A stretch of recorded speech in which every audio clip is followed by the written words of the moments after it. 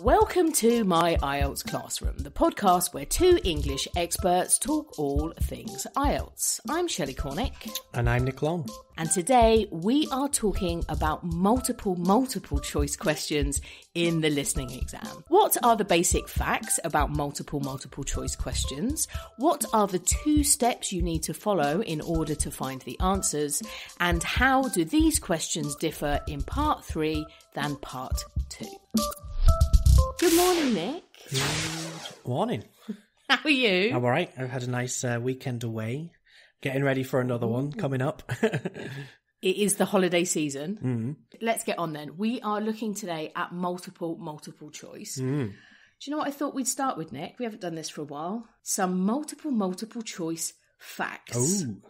So I need to get the funky music in the background. You need to put the music in the background. You need to put your best voice on. Mm. And Nick will now read you the basic facts about multiple choice questions. Okay, so multiple choice questions in the listening exam.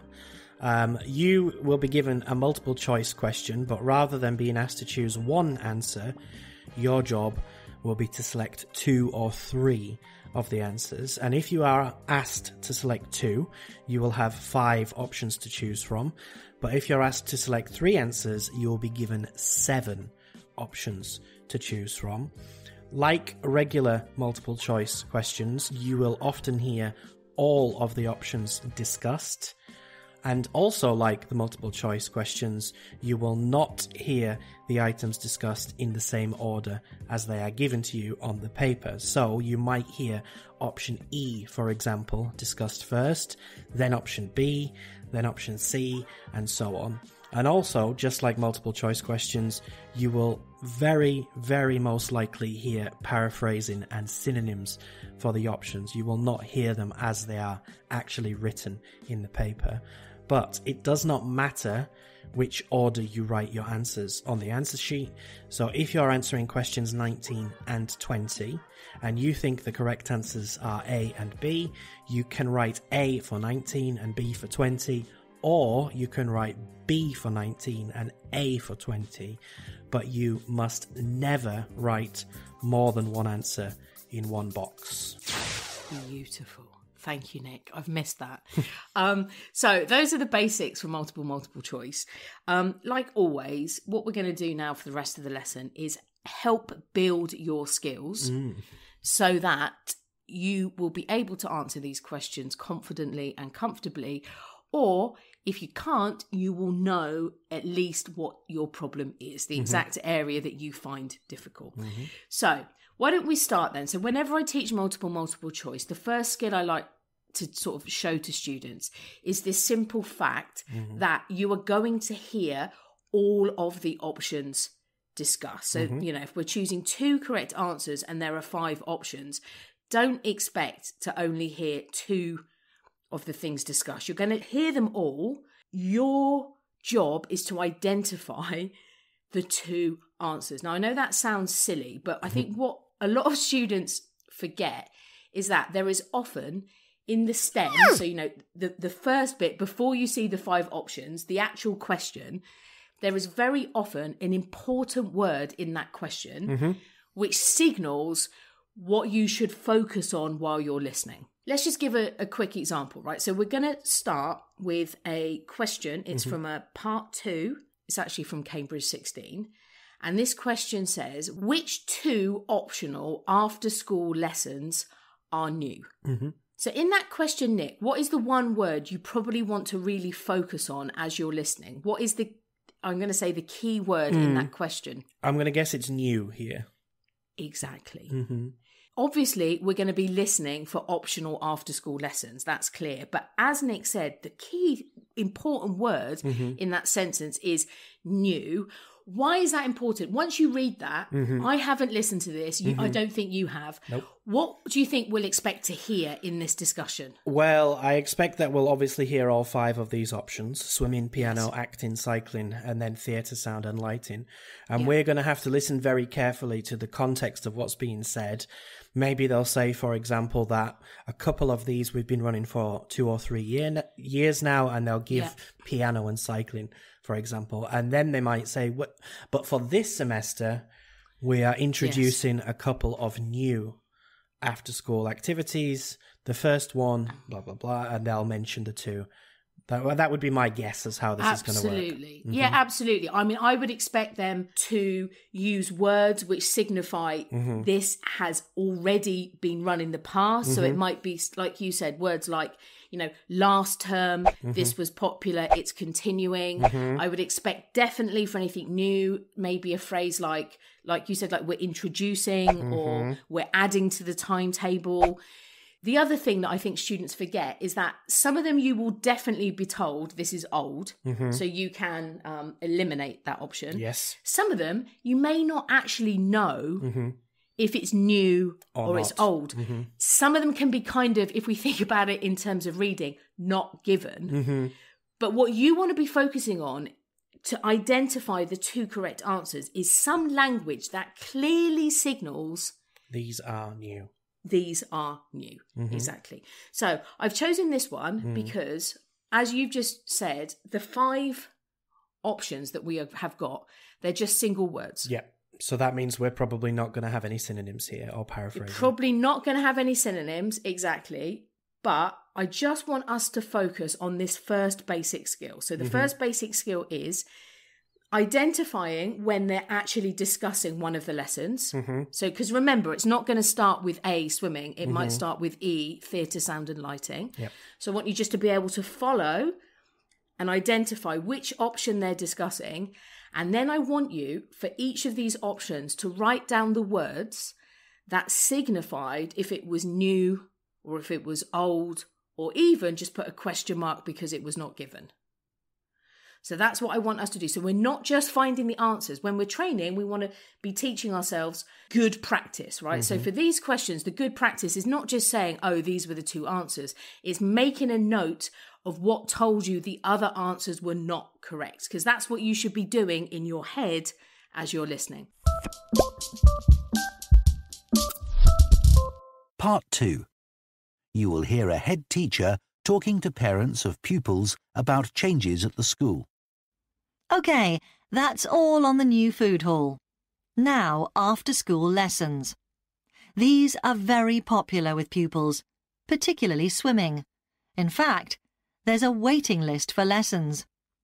Cycling is another favourite, and I'm delighted that dozens of pupils make use of the chance to learn to ride in off-road conditions. It means that more and more cycle to and from school every day. As you know, we have a well-equipped performance centre, and we're going to start drama classes in there too. Pupils will be able to join in just for fun, or work up to taking part in a play. We hope to put on at least 1 a year. We already teach a number of pupils to use the sound and lighting systems in the centre, and a former pupil has given a magnificent grand piano to the school, so a few pupils will be able to learn at the school instead of going to the local college, as many of them do at the moment. Okay, so the reason I've chosen this one is it's a really good, clear example of how every option is discussed, because we heard all of these after-school lessons discussed. Let's go through in order. The first one actually was A. It was swimming. Did she say that swimming was new? Nope. She said these are very popular, particularly swimming. In fact, there's a waiting list for lessons, which means it already exists and people are already doing it, so it's not new. So it's not new because there's always a waiting list. But, you know, if you're not sure, there is absolutely nothing there that signals new. So you could sort of just say it's not given. The next one was cycling. So that was the option D. So remember, we're jumping between options. Was that something new or is that something, Again, this one, cycling is another favourite, which means it already exists. It's not new. The first 2 options then we can eliminate. Next, she spoke about drama classes. Is that something new? It is, because she said we are going to start drama classes in there too. Yes, we're going to start them. That's the signal that something is new. And also, following that, she then kept using the future tense, right? She did. Pupils will be able to join. So that's sort of using the future there is reinforcing that this is something new, not something, if it's something regular, we use the present simple. We do. Sound and lighting in the theatre, that was the next one she discussed. She said we already teach a number of pupils to use the sound and lighting systems in the centre, so already teach. It's not new. Definitely not new. So that would mean in the exam you'd have one option left, the piano, and you're just going to hope, please tell me piano is new. But it is, because I think it said here a former pupil has given. That's pretty tricky, but the present perfect is signalling something has recently happened, right? And again, she then uses the future. So a few pupils will be able to learn this here instead of going to the local college, as many of them do at the moment. So this is what happens at the moment, but things are going to change. So, not always 100% clear. I don't think it's a simple one. Not a simple one. I was a little bit confused by the end. I wasn't sure if piano was new or not, but then because of the process of elimination, it was the only available answer really left. Exactly. So that's why it's really important. As you are listening, you are able to identify which item is being discussed. And then that's the step one. And then step two is this one matching the question? So for this question, is it new or is it not new? Now, obviously here, it's very easy to identify which option is being discussed because the options were just single words and those single words are given to us. However, acting was paraphrased as drama, wasn't it? Drama classes. Oh, it was actually. So there was one little small paraphrase. But I would say that for more difficult questions, what we're given is not a single word, but what we're given is a short phrase. And therefore, there's almost an extra step in the way we answer it. Because then when you heard cycling, piano, you knew immediately which option was being discussed. When you've got a phrase, you're going to have to be listening and think, oh, this is a paraphrase for phrase B. I've recognised that paraphrase. Now I need to check that this is the answer or not the answer. So we're going to do another one of these questions, again from part 2. Let's start by just talking what's the important word in this question, Nick. Okay, so it says, according to Megan, what are the 2 main advantages of working in the agriculture and horticulture sectors? So I guess the advantages then, for sure. It's going to be advantages. Okay, so we're going to listen to her talking about lots of elements of working in agriculture. But we need to understand what are the 2 main advantages. So probably advantages for everybody or really significant advantages. So before we listen this time, now obviously we can't do this in the test, but I just want to help the students and support them a little bit. Let's have a look at the 5 options. And let's just try and predict paraphrases that we might hear for these options. So option A, one of the main advantages might be the active lifestyle. So what could we hear that will signify that they're discussing active lifestyle? Well, I guess, working outside, manual labour, you're going to be using your hands, you get a chance to move around, you're not sitting in one place. So there are lots of ways they could talk about this, I guess. Brilliant. Yeah, I think all of those are fantastic, particularly because it's agriculture. So it might be, as you said, out in the fields, working with your hands. Okay. The above average salaries. Above average salaries would probably be something like it pays more than other jobs of similar qualifications or something like that. Yeah, you're paid more than other people, maybe your age or other people in similar jobs or something like that. But definitely we'd probably be listening for the word pay. Yes. I would say. Okay, the flexible working opportunities. So I'm guessing this one is going to be about the hours that you work, maybe that you can choose when you work. Maybe we'll hear the word flexi time. Yeah. It could also be, I was thinking for agriculture, it could also be seasons. Seasonal. So maybe you can work in the summer but then rest in the winter or something like that. Okay, the opportunities for overseas travel, that's option D. So opportunities for overseas travel, chance to go abroad. Yeah, that's what I think. Something like chance that. To visit other countries, something like that. And then E, the chance to be in a natural environment. To be outside, to be fresh air, among nature. Yeah, something like that.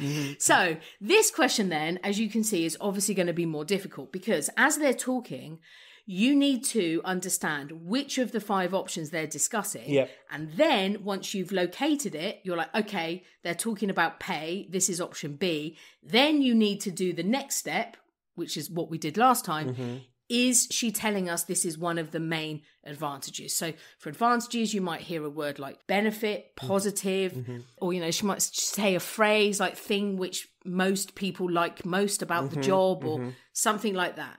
So as you're listening this time, you can listen more than once as we're building our skills.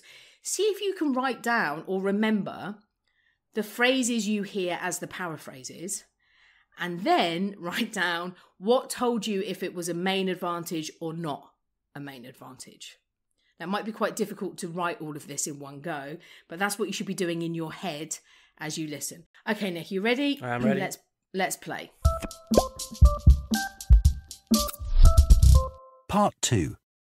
You will hear a recruitment officer called Megan Baker giving a talk at a jobs fair about opportunities for those interested in the food and agriculture sectors. Hello everyone, my name's Megan Baker and I'm a recruitment consultant at AVT Recruitment Specialists. Now, our company specialises in positions that involve working in the agriculture and horticulture sectors, so that's fresh food production, garden and park maintenance and so on.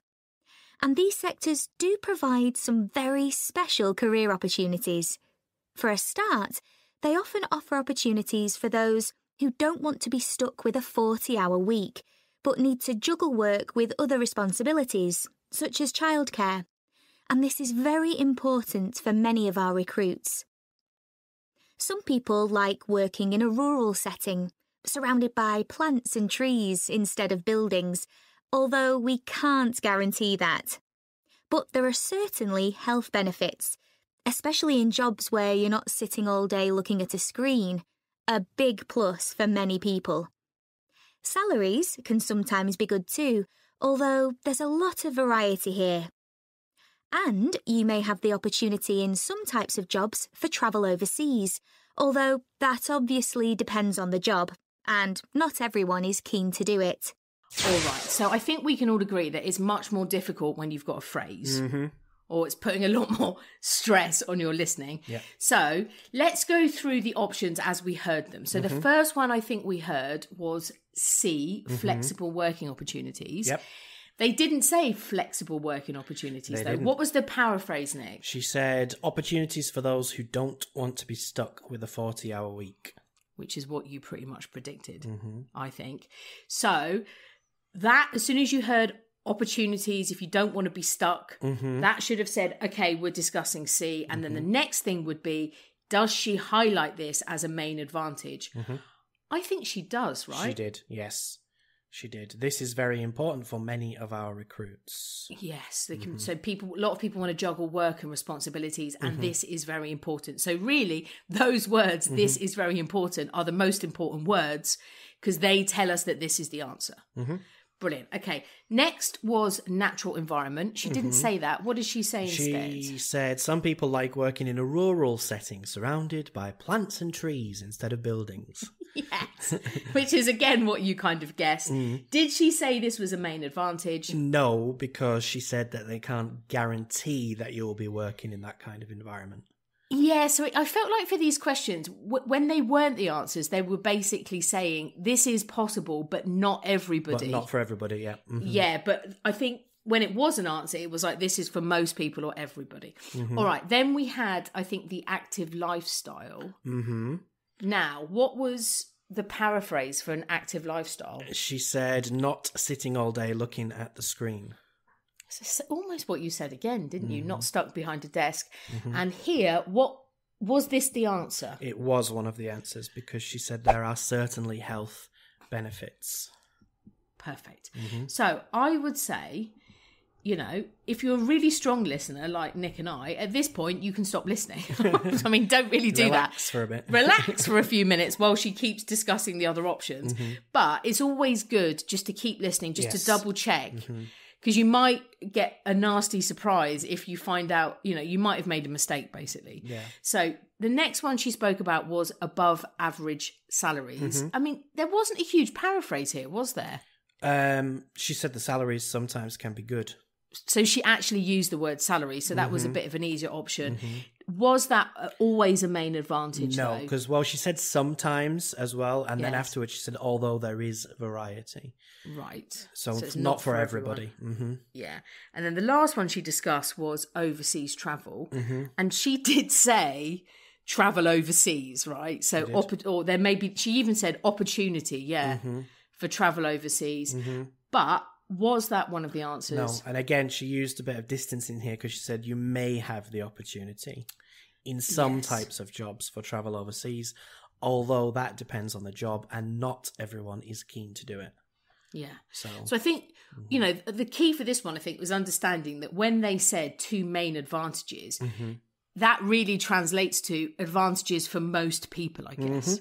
But this now is a better example of what you're going to be expected to do for the more difficult questions. So it is not just a single word, it's a phrase, and your first step to answering the questions now is recognizing when an option is being discussed and then listening for the answer. So I think what we'll do this particular speaker now continues, and there's a second question like this.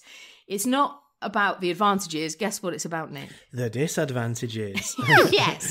So the question now is, which two of the following are likely to be disadvantages for people working outdoors? So we'll do the same thing, but this time Nick and I will not brainstorm for paraphrases. I want you to see if you can recognise the paraphrasing on your own. I was going to say they all look like pretty serious disadvantages to me, but we're listening for the two are likely to be disadvantages. So again, they'll probably all are negatives, but we're listening for the things which are negatives for most people.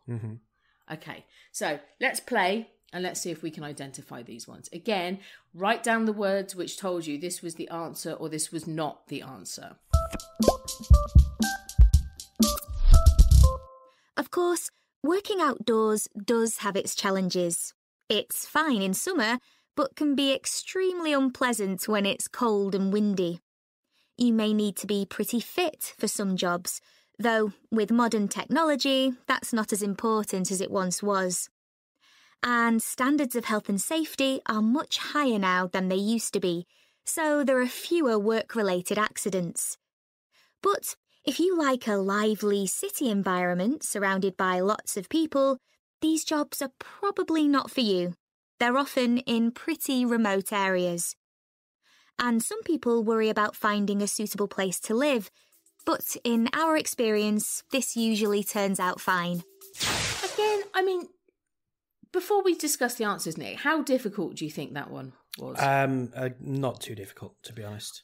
I don't think it is. I think recognising the synonyms was, you know, if you've got a good level of listening, if you're a person listening to this podcast, I think you should be able to do that fairly easily. And I think it was made quite clear what the answers were. Yes. So the first one she discussed was the difficult weather conditions. What were the key words that told us she was talking about weather? Well, she started by saying it's fine in summer. Yes. So my guess would be that, okay, we're going to hear about when it's not summer now. Yeah. And she didn't, I mean, she just said cold and windy, didn't she? It's unpleasant when it's cold and windy. And, you know, she said it can be extremely unpleasant. So I guess she's saying it's that, a disadvantage. You know, this is disadvantages. She didn't say, although some people like the cold and wind. It was just, it's pretty miserable. Yeah. So straight away at the beginning, we've got one of the answers.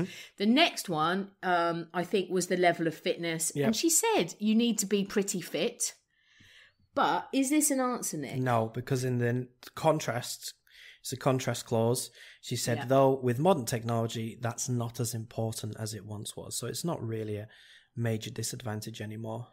Yeah, because, well, we'd be all right then, Nick. We could just sit on a tractor. Mm-hmm. Now, next was risks of accidents. Mm-hmm. Maybe, I mean... A little bit well, trickier in terms of paraphrasing here. Standards of health and safety. And it does, though, later say... She does use accidents. the words accidents, actually, yeah. Mm-hmm. But, again, it was a little bit more, you know, Mm-hmm. I think if you followed it, it was not quite as simple. Is that, I mean, that sounds like a pretty serious disadvantage, but is that an answer? No, because, I mean, she's continuing on from talking about technology not being... technology being helpful. Mm-hmm. And she said, and standards of health and safety are much higher now than they used to be. Right. So there are fewer work-related accidents. Exactly. Then we had option B, Mm-hmm. being in a quiet location. What did she say that helps us understand that was the option being discussed? Well, she used the opposite again. If you like a Yes. lively city environment surrounded by lots of people, these jobs are probably not for you. So disadvantage, clearly.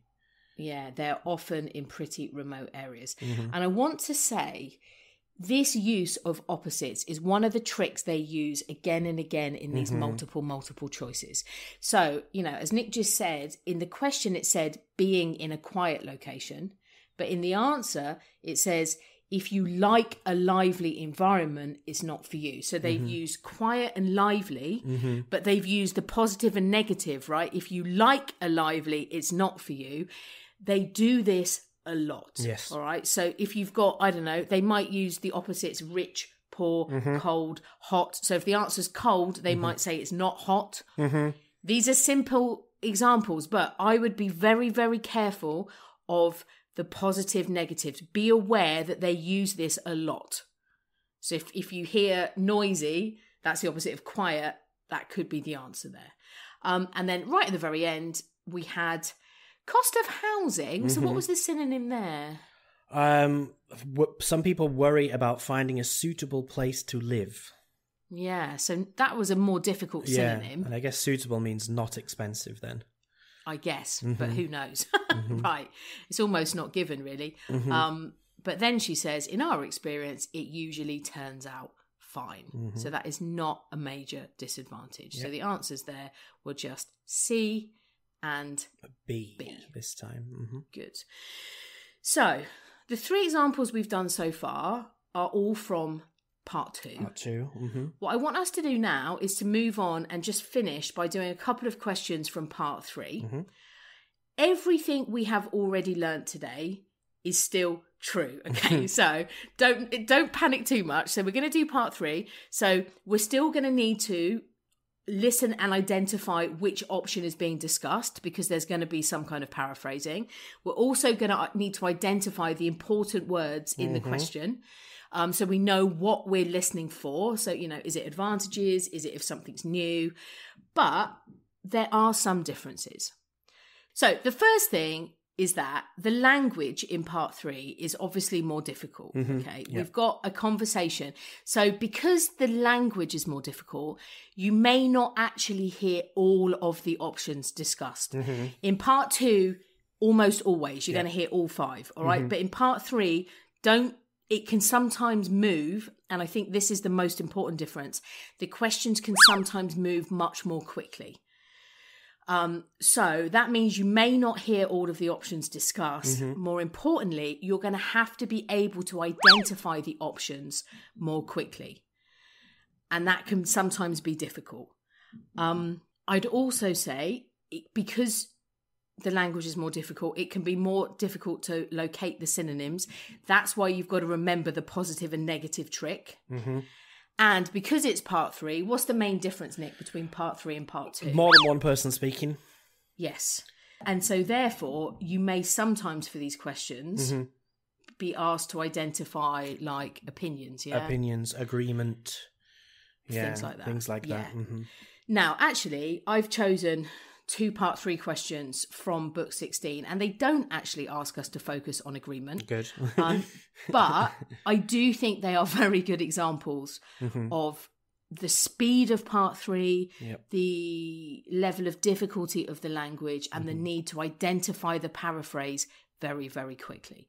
So let's have a look. So the first set of questions, Nick, why don't you read the first set and we'll identify the keyword. Okay, so this question is, which 2 points does Adam make about his experiment on artificial sweeteners? Yeah, so I mean, is there a hugely important word in there? Do we have something like new or advantages or anything like that? Not really, and it's quite tricky because it just says, what points does Adam make? So obviously the answer's coming from Adam, not from the female speaker, about his experiment on artificial sweeteners.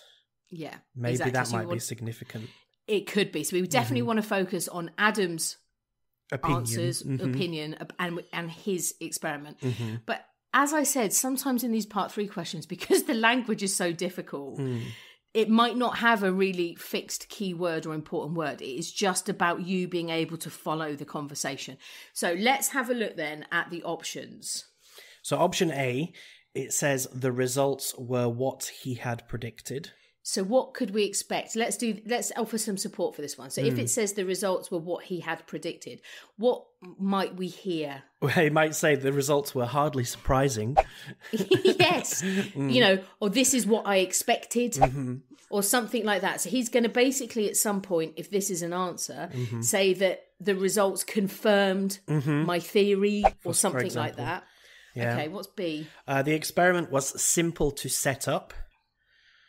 What could we hear there, maybe? Well, I mean, for both of these two, A and B, we might hear the opposite, which would suggest it's not an answer. So he might say, I was very surprised with my results. So then it's obviously not going to be A, because it's not what he predicted. Or he might say, the experiment really wasn't very simple to set up. Yeah, so you might say it was difficult, time-consuming, something like that. So the opposite again, basically. Yes. But if we do hear those answers, they will be paraphrased, as you said. Yeah, what I expected. The experiment was relatively easy to prepare, for example, or something like that. A large sample of people was tested. So that's C. That's just a fact, isn't it? So I guess he might say, either I managed to find 100 people, which is more than ever before, or he might say something like, there were only 6 people, so it's difficult to know if the results... Or he may not actually discuss how many people. Remember that it could also be not given. Okay, D. The subjects were unaware of what they were drinking. Crikey. It sounds a bit legal? scary. Yeah. So, what would be a synonym? They were unaware. They didn't know what they were drinking. Or they didn't know what was in the cup. They didn't know something like that, I guess. And then E. The test was repeated several times for each person. My theory for this one, Nick, is it says the test was repeated several times for each person. My guess is that maybe the test itself was repeated several times. But not for each person. So make sure if you're, for these answers that you're choosing an answer where every part is correct, not just half the answer. Is correct. But again, instead of saying repeated several times, it might be, each person drank the liquid 10 times or something like that. I think the problem is that obviously in the exam, we don't have much time to read all of these stems, right? No. So what you really, really want to practice is just being able to listen and then pick out which of the options is being discussed as you listen. I think that is the real key to answering these questions. So let's have a go then at this one. Part 3. You will hear 2 food science students called Adam and Rosie starting to plan their presentation on diet and obesity. OK, Rosie, shall we try to get some ideas together for our presentation on diet and obesity? Sure. I can talk about the experiment I did to see if people can tell the difference between real sugar and artificial sweeteners. Where you gave people drinks with either sugar or artificial sweeteners, and they had to say which they thought it was? Yeah, it took me ages to decide exactly how I'd organise it, especially how I could make sure that people didn't know which drink I was giving them. It was hard to keep track of it all, especially as I had so many people doing it. I had to make sure I kept a proper record of what each person had had. So, could most people tell the difference? Yeah, I hadn't thought that they would be able to, but most people could. All right, so this one's different, I think, because, as I said, the speed that they go through them is much quicker. It's not like part 2 where they discuss each one for a certain length of time. This one moves forward. So the first one I think he discussed was option B. Yes, it was. That's right. And the experiment was simple to set up. He said the opposite. It took me ages to decide how I'd organise it. Yes. So B is then eliminated. It's not the answer, is it? Because it was not simple to set up. The next one he gave was, I think, D. Was people were unaware of what they were drinking. Didn't know which drink I was giving them. So that is the answer, isn't it? That's one of the answers. Yep, D. Yes. Okay, but those two. So the organising and then the next one came within 2 sentences. Very close very, together, very quick. Yes.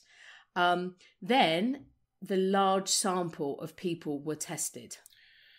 Well, he said it was hard to keep track as I had so many people doing it. So we got 2 answers back to back, different sentences, right after the opposite of one of the possible answers. So it's like a machine gun. It's boom, boom, boom, isn't it? All the answers coming at you. Exactly. B, was it simple? No, it took ages. D, people didn't know. They were unaware. That's the answer. Yeah. And had so many people. C is the answer. Then They talked about A. About, the results were what he had predicted. And what does it say here? We've got difficult sentence structure again. I hadn't thought they would be able to, but most people could. So it's a bit like a third conditional, right? So I hadn't thought they were able to, but most people could. So it was not what he expected. He expected people would not be able to, but they could. And then E, the test was repeated several times for each person. We didn't hear any information about this at all. No. So that one was literally not given, which is, as I said, is quite common in these part 3s because the questions come so quickly. They don't have time to discuss each of them. It's about you being able to pick out. People didn't know what they were given. That means they were unaware. He had so many people doing it. That means it's true that there was a large sample. So the answers were D and C. D and C. Yeah. Okay, good. So let's do the second question here. So this time, what are we listening for? This time it says, which 2 problems did Rosie have when measuring the fat content of nuts? Okay. So this time what we need to focus on is language that signifies she had a problem. Yes. Okay. So what are the possible problems? So she used the wrong sort of nuts, first of all. She used an unsuitable chemical, is B. C, she did not grind the nuts finely enough. D, the information on the nut package was incorrect. And E, the weighing scales may have been unsuitable. Okay. May have been unsuitable. So she's not sure for that one, but it's possible. Okay, so we're not going to help you for this one. Let's have a listen and see if you're able to identify, again, which one is she discussing and which ones did she say were definitely problems. Then there's that experiment I did, measuring the fat content of nuts, to see if the nutritional information given on the packet was accurate. The one where you ground up the nuts and mixed them with a chemical to absorb the fat? Yes. My results were a bit problematic. The fat content for that type of nut seemed much lower than it said on the package. But I reckon the package information was right. I think I should probably have ground up the nuts more than I did. It's possible that the scales for weighing the fat weren't accurate enough too. I'd really like to try the experiment again sometime. It's a very posh Yorkshire accent that woman's got. She does have a posh Yorkshire accent.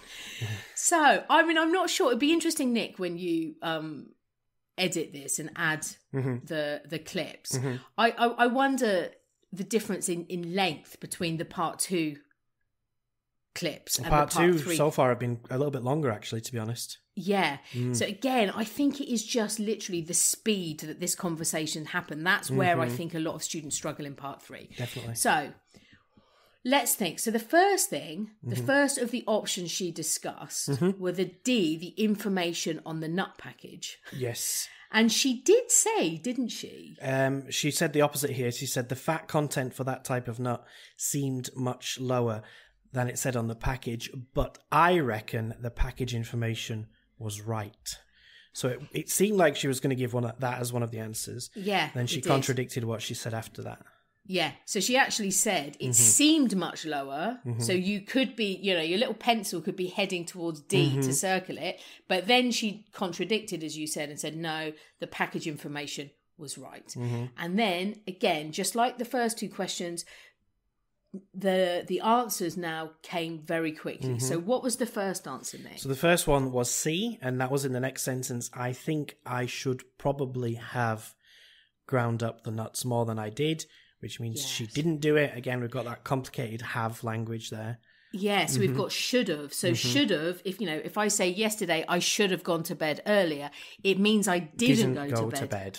So you need to recognise this positive negative. I should have done something means I didn't do it, or I shouldn't have done it means I did do it. IELTS uses this third conditional a lot in part 3 for these questions. So definitely here, I should have ground the nuts up more means she didn't do it. And then in the next sentence, what does she say? She said, it's possible that the scales for weighing the fat weren't accurate enough too. So that's E. The weighing scales may have been unsuitable. It is possible. Yeah, so we've got may have been or weren't accurate. So again, they're using the may have, so a positive sentence in the answer, but when they spoke, she used the negative weren't accurate enough.